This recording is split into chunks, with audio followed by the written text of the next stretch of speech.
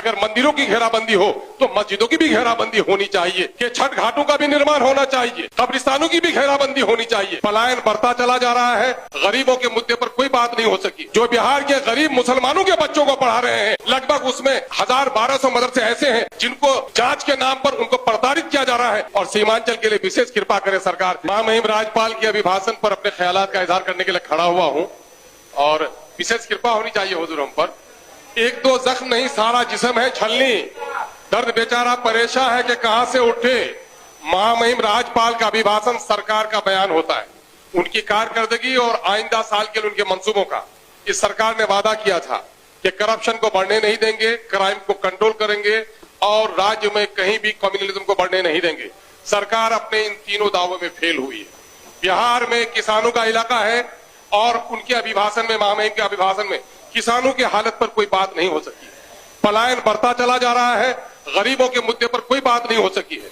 बिहार पर केंद्र ने विशेष कृपा की है, आप में थपथपा रहे हैं, लेकिन बिहार में बैठी हुई सरकार ने सीमांचल के उसके पिछड़े क्षेत्र के उत्थान के लिए कुछ नहीं किया है। आप इस पर कुछ नहीं बोल सके हैं। यकीनन है कि छठ घाटों का भी निर्माण होना चाहिए, कब्रिस्तानों की भी घेराबंदी होनी चाहिए। अगर मंदिरों की घेराबंदी हो तो मस्जिदों की भी घेराबंदी होनी चाहिए। इक्वलिटी बिफोर लॉ के मुताबिक सरकार को चलाना चाहिए। हम आपसे विनती करते हैं कि इस वक्त अकलियत के लोग बड़े खौफ में हैं और सरकार ने खुद जो ये कराया था जाति आधारित गणना, जिस पर मेरा दावा है कि 500 करोड़ आपने सदन से दिलाया था और तमाम तर कर्मचारी पंचायत से लेकर सेक्रेटरी तक लगभग 3000 करोड़ से ज्यादा खर्च हुआ है।